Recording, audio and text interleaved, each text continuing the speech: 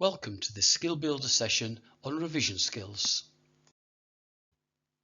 Before starting your revision, you will have identified what you need to revise, created a long-term or medium-term if you are revising for a resit with only a few weeks to prepare, but adjustable revision schedule, and drawn up a realistic weekly revision action plan.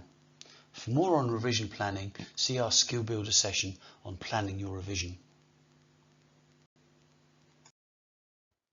Getting and staying organised is fundamental to effective revision, so set up, if possible, a quiet workstation, your revision HQ. Arrange your notes according to the chronology, order and sequence of the module. Keep a checklist of what you need to revise for each module or exam and tick off what you have completed.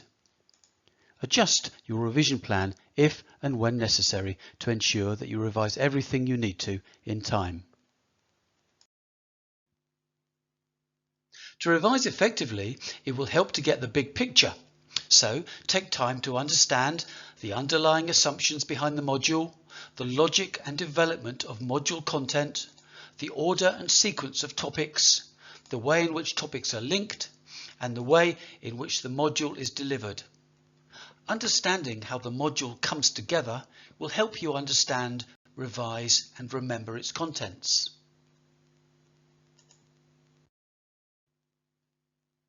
Work with your notes.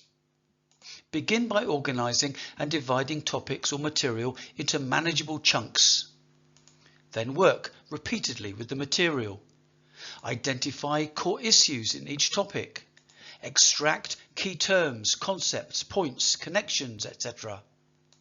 Order or categorise information. Convert information into tables, charts, spider diagrams, pictures. Use colours, highlighters, post-its, whatever works for you and your preferred way of learning. Writing by hand is an effective method of understanding and absorbing information.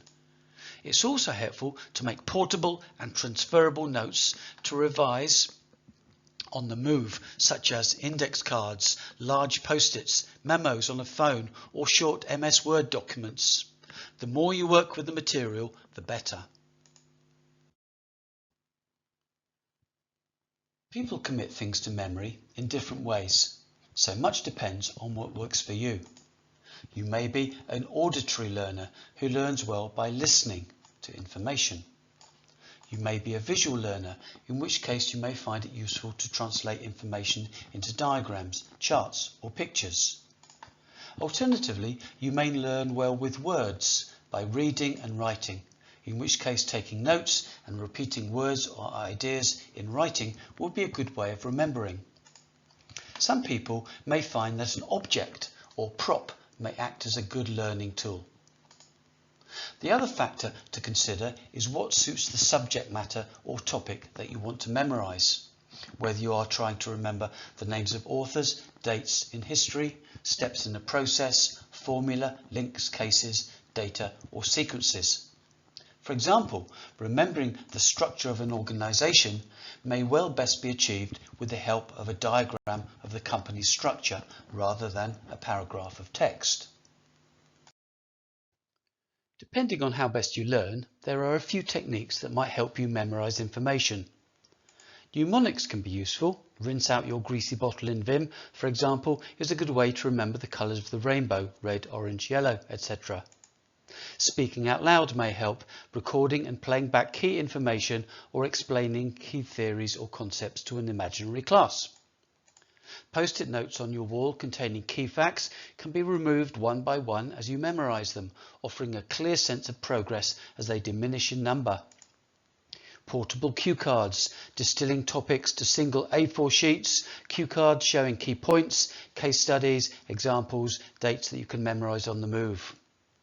And of course, repetition is one of the best ways of committing things to memory, listening to, reciting or writing something down repeatedly until it is burned into your memory. You won't know how well these techniques have worked unless you test yourself, reviewing and practicing what you have been revising. You can do this in a variety of ways. You could work with a fellow student, either online or in person, testing each other.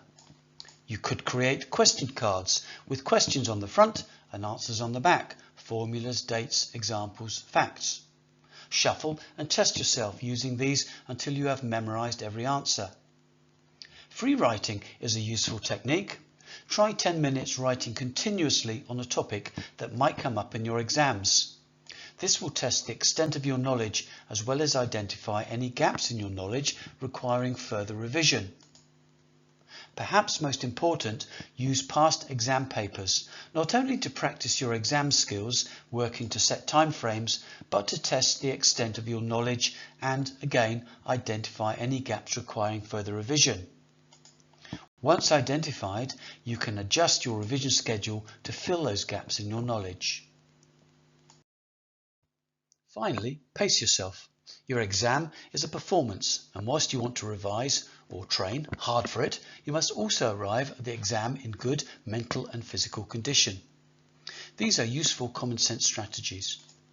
Start revision early so you can build steadily towards the exams rather than burn yourself out before you sit them. If you find out that you have to resit an exam, again, start preparing for it as soon as possible. Take regular breaks, perhaps focusing for 25 minutes before taking a 5-minute break. Plan to revise complex material when you are fresh and have a block of time. Plan to revise easy material when you have less time or when you are getting tired. Arriving for your exam in good shape will help you maximize your performance. To sum up, to revise effectively, you must be focused and well organized, find revision methods that work for you, regularly test your knowledge and move forward accordingly, carry revision cards with you and vary your revision activities so that you stay engaged. For guidance on the broader range of revision and exam skills, please go to the Skills for Academic Success website at www.kent.ac.uk/SAS,